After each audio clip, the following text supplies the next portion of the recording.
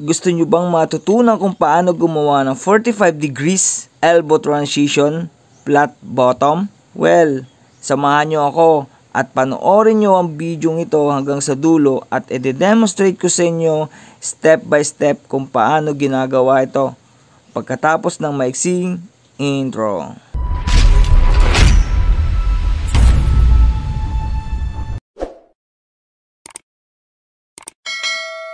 I-demonstrate ko sa inyo kung paano gumawa ng 45 degrees elbow na nag-reduce yung side then flat bottom.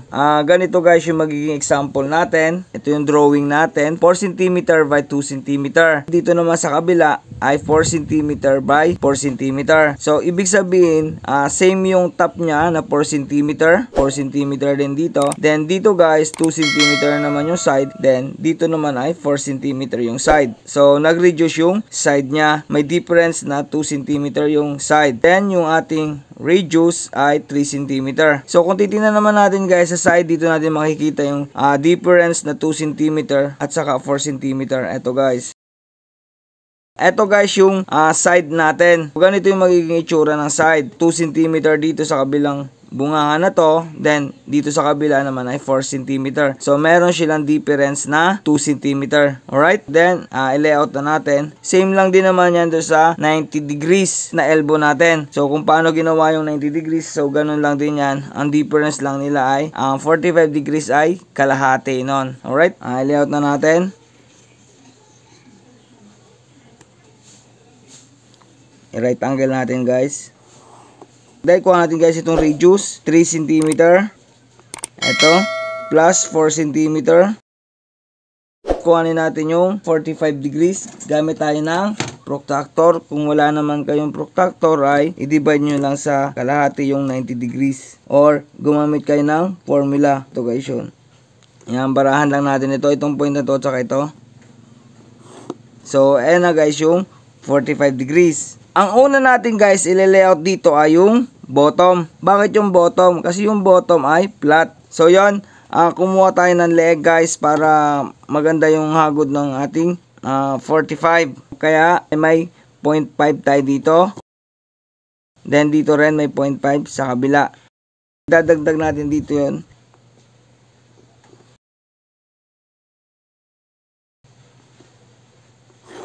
Then dito rin sa kabila, may 0.5 din tayo dito. Ilagay nyo na rin yung 0.5.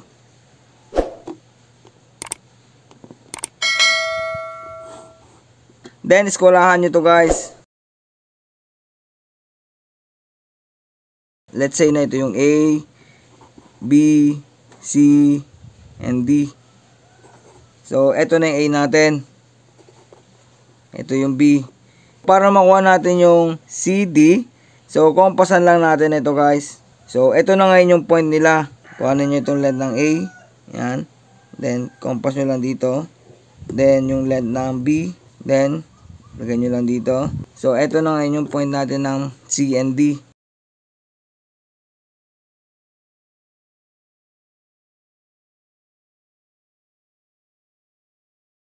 Kompasan na lang natin yan guys. And then, ito rin maliit. Ito guys yung bottom natin. Then next natin guys ay yung top. So para ma-layout naman natin yung top, itatriangulate natin yan dun sa difference nung side natin. So ang difference ng side natin ay 2 cm. Ang triangulation natin dito ay yung half drop and full drops. So ilagay natin dito yung radius 3 cm. Then, yung ano natin, size 4 cm.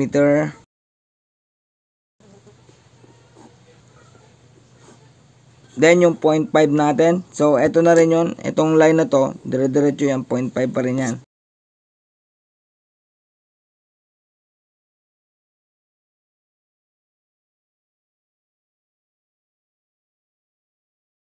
Ang una natin guys kukuhanin ay C. So para makuha natin yung C, kailangan natin ng true length ng B to C at A to C. Kuhanin natin itong length nito, then i-triangulate natin dun sa difference natin. So gawa muna kayo nitong triangulation. Ito guys, ganito. So yung triangulation nyo, nandun yung full drops 2 cm.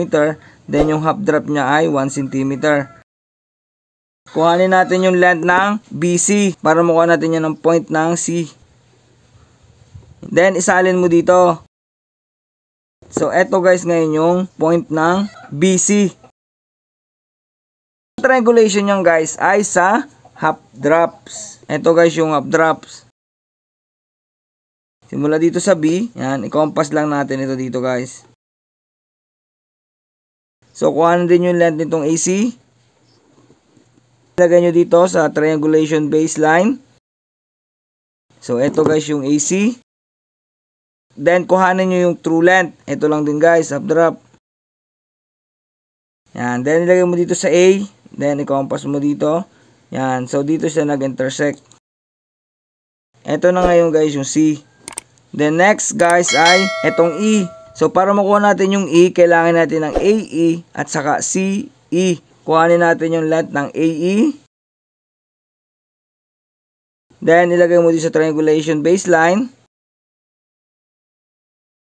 Full drops. So eto guys. Yan, then ilagay nyo dito sa A. Then i-compass nyo lang. Then next guys ay C to E. So kuhanin nyo yung length nito. Then ilagay nyo dito sa triangulation baseline. So parehas ng AC. Ito na rin yung CE. Gagamitin din natin na triangulation dyan ay half drops. Yan ang true length nito guys. Then ilagay mo dito sa C. So next natin guys ay D. Para makuha natin yung D, kailangan natin ng ED at saka CD. Kuhanin natin yung length ng CD. So yung CD at saka BC, equal lang yan. Tama kasi nasa middle lang naman ito.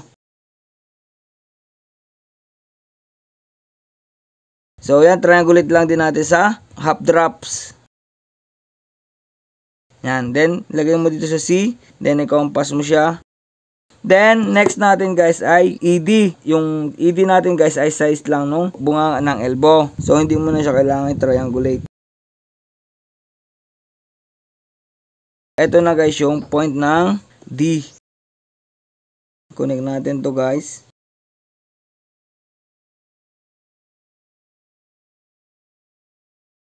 So, yun. Ilagdag na lang natin dito yung 0.5. Ito yung 0.5.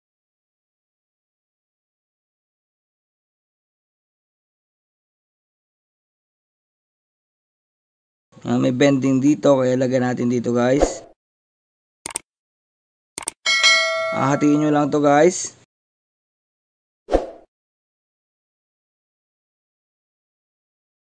Itong point na to, tsaka itong point na to, parahan mo lang.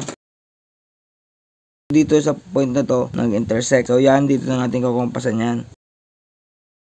Then, ito namang taas. So, dito na rin ang point yan, kasi equal lang naman sila. Alright, so next natin guys ay itong side ng EA. Kuhanin natin yung length. Ang gagawin natin ay multiply lang din natin. So ang radius niyan ay, ito na guys yung bagong radius niyan. Simula na dito sa point na to. Yan, 2 cm na lang guys. 2 cm times 1.57. 2 times 1.57 equals 3.14. Divide 2. Equals 1.57. So, ang length nito guys ay 1.57 na lang. Alright? So, ito yung arc 1. Next guys, itong length nito. So, alamin natin yung length nitong kabila na to. So, sukatin natin guys. Plus 4 cm. So, bali 6 cm na yan. So, 6 cm yung radius. 6 times 1.57 equals 9.42. 9.42 divide 2 equals 4.71 guys. So ang sagot niya ay 4.71 cm. Sa pag-layout guys ng side, kuhanin nyo muna yung ito 0.5. So ilagay muna natin guys yung 0.5 cm.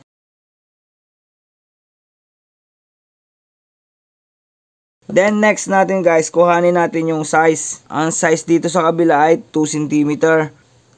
Ito guys, 2 cm. Then yung length natin ay 4.71. Simula dito sa point na to, sukat ka ng 4.71. Then, idagdag nyo guys yung 0.5 ulit dito. Then, ilagay natin naman dito guys yung size nitong kabilang bunganga na 4 cm. Then, eto guys, at saka ito, barahan mo lang. Or arc 2.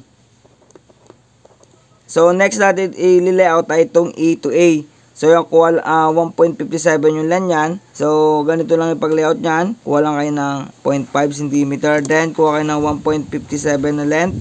So, ganun lang din dito sa ginawa natin na ito. Sa side B.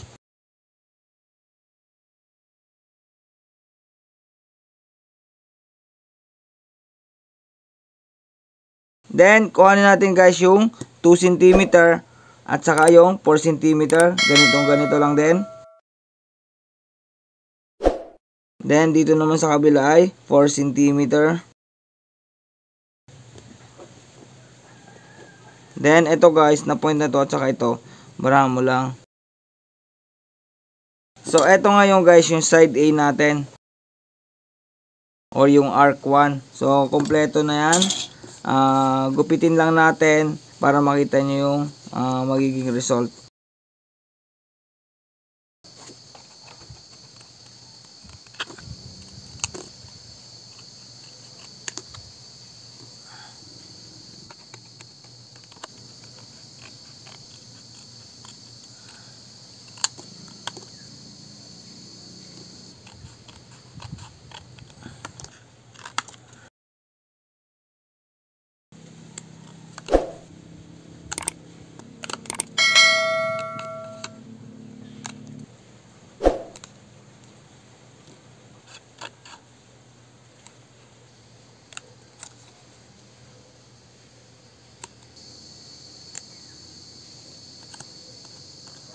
So yung guys, i-bend lang natin. So yung bending nito guys, ito ay pataas dahil ito ay umangat. Parang ganito guys. So dito umangat ito. Dito sa part na to. Then dito naman sa kabila ay pababa siya.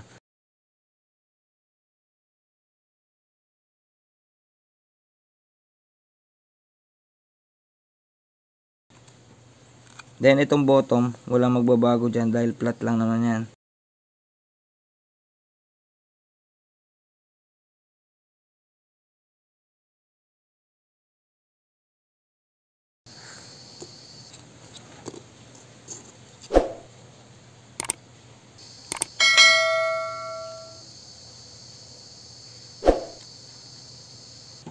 So yun guys, ito na yung result ng layout natin. So 45 degrees, elbow, side reduce, flat bottom. Ito yung bottom na flat. Then ito yung top na nag-reduce. 2 cm yung difference na ni-reduce nito dito. Ito guys, size dito sa kabilang bungang ay 4 cm by 2 cm. So ito 4 cm by 2 cm. Then, dito naman sa kabila ay 4 by 4 cm by 4 cm. So, eksakto yung ating layout.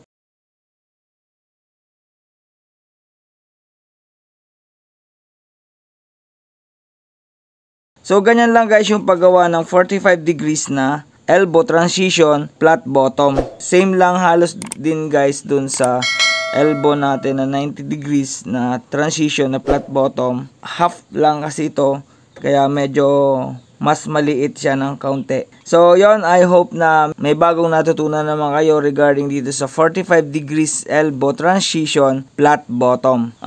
Yun lang guys, and please paki-like and share na lang ng video natin para mas marami pang makakalam at mas marami pa rin ang matututo regarding sa sheet metal fabrication. And please don't forget to hit the notification bell para updated kayo kapag may bago akong i-upload na video regarding sa sheet metal fabrication. Yun lang guys, and thanks for watching.